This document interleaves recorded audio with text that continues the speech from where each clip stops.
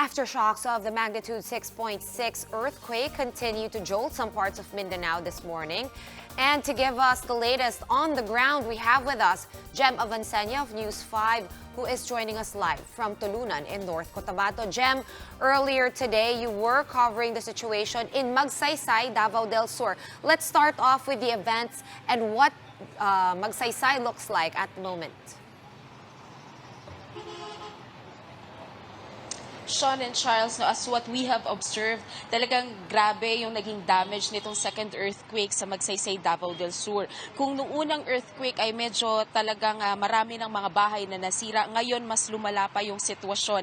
And according to Mayor Arthur David, they are expecting the evacuees, kasi before ang kanilang evacuees is around 541 families lang, but today they are expecting na magiging doble ito. That is why the LGU is preparing for this for the yung pagdagsanga nitong mga evacuees, and they are also providing tents for those families na mas preferred na magstay sa kanilang mga bahay. Although, kasi as what we've noticed kanina nung umiikot tayo sa Magsaysay, Davao del Sur, we've noticed some of the residents, they prefer to sleep outside their houses. They, instead of sleeping inside their homes, they were, nagtayo sila ng mga tents, temporary shelters, at doon na lang muna sila namamalagi dahil nga sa takot na baka lumindol muli and baka nga bumigay na yung kanilang mga pader sa kanilang mga bahay. Sean, Charles? So, Jem, anong plano ngayon? No? We all know that sometimes you can't predict aftershocks. They will keep coming. The city engineering offices will have to clear the buildings muna, di ba? Before people can go back home and people can go back to work. Meron ba silang estimate? Have they started checking structures for integrity, structural integrity? As of kanina, sa pag-iikot natin, patuloy pa rin yung assessment ng engineer's office, specifically dun sa Magsaysay, Davao del Sur, kasi bukod nga dun sa mga bahay, yung mga eskwelahan talaga, ang daming nag-collapse ng mga ceiling, yung kanilang mga pader, ang daming mga debris na bumagsak. So talagang delikado pa siya para sa mga estudyante. And as what we've seen kanina sa mga videos, yung nangyari sa Magsaysay Municipal Hall, talagang totally damaged na yung kanilang Municipal Hall. And sabi nga namin kanina, mukhang hindi na siya magagamit. That is why some of the offices in the municipality are, they built temporary offices lang din sa paligid ng Municipal Hall. And kanina nakita din natin si Mayor David, doon na lang siya sa isang maliit na opisina, and doon sa labas sila ng opisina na yon tumatanggap ng mga bisita, kasi kanina naabutan din natin sila na they were planning for a rescue operation for the 3 missing persons in Magsaysay, Davao del Sur after the landslide. Charles, Sean? Right, Jem, still on Magsaysay, do we have any update on the number of residents who have been affected and are currently in evacuation centers? According to Mayor Arthur David, they were expecting around 1,000 families, but still they are still consolidating the data kasi medyo mas marami nga raw yung mga residents na affected on this dun sa kahapon na pagyanig dito sa Mindanao. Alright, Jem, kanina you were in Magsaysay, Davao del Sur. Now you're in Tulunan at the epicenter of the earthquakes, right? Kamusta yung biyahe mo? How were the roads? How's the infra? What did you observe? And how's Tulunan also?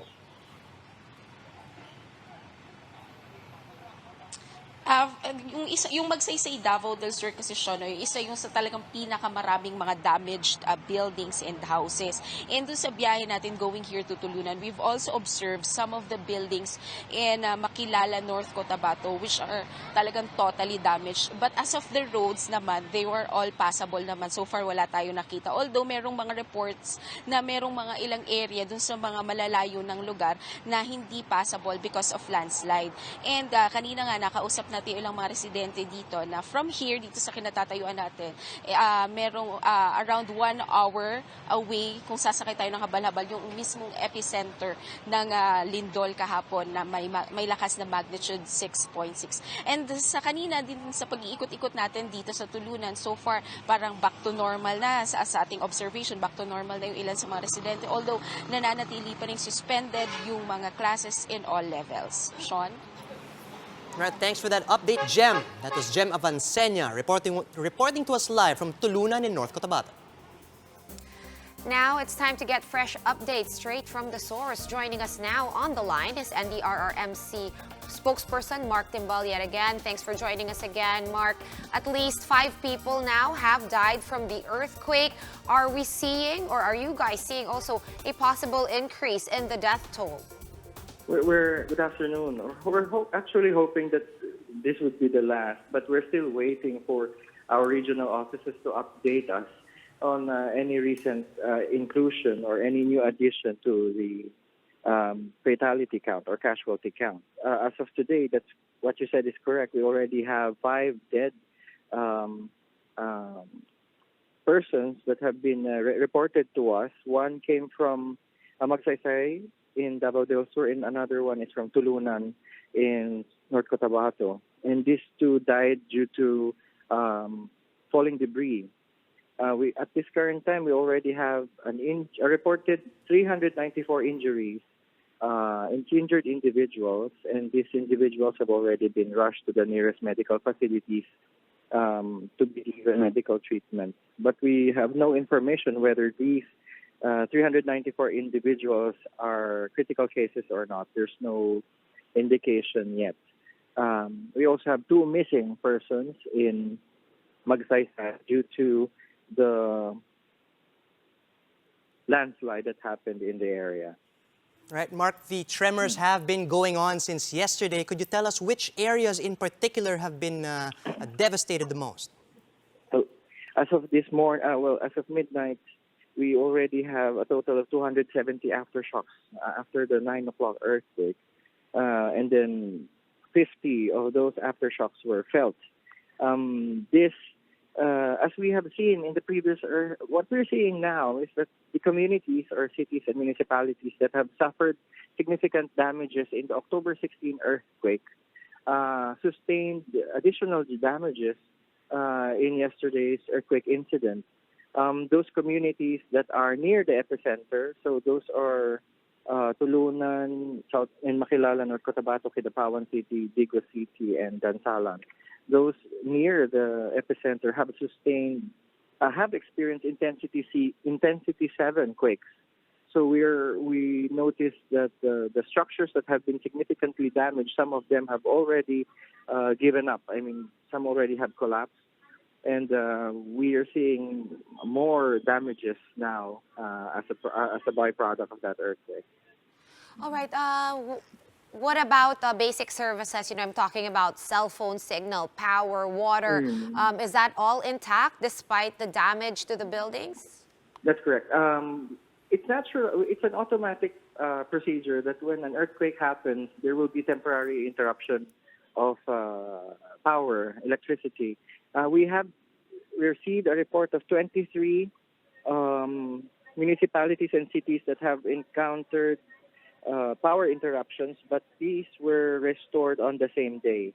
We haven't received any report of damages in the major road networks as well as bridges, so we're hoping that all those roads are okay. And then when it comes to mobile communications or telephone, we're not encountering any difficulties contacting our counterparts on the ground. There was one telco that had one of their towers burned down because of as a secondary to the earthquake, but this did not cause severe interruptions in communication. I think this has been attended to already. So the reports from the local governments to the regional councils to the national council here in Manila are steadily coming in, and there are no delays whatsoever.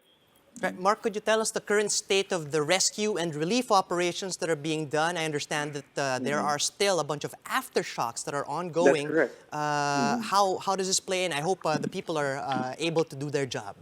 The local governments are leading the operations for rescue operations in their localities.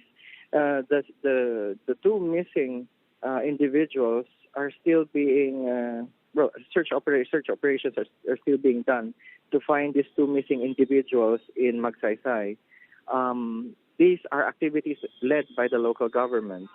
in the national level, what we're doing is to simply monitor the situation, but we are on blue alert here in the National Operations Center, so that in case these local governments require further assistance, we can immediately deploy assistance for that. The relief operations as well, they're being administered by the local governments, but some being assisted by the provinces as well as by the regional councils that have jurisdiction over their areas.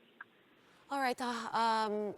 Spokesperson Mark, how is the peace and order situation down in Mindanao? Have there been cases of looting, or is everything generally peaceful and organized? Yeah, well, so far we haven't received any reports of lawlessness in the area, but we believe, and as I can see here, that peace and order is still the same. It's just that there are some usual inconveniences after an emergency, but there are no lawless elements that have emerged in those areas. The local police are still on top of the situation, as well as their local governments. Our armed forces of the Philippines in those areas, the detachments there, are on standby as well. All right, thank you very much for joining us again today. And the RRMC spokesperson, Mark Timbal, thanks for your time.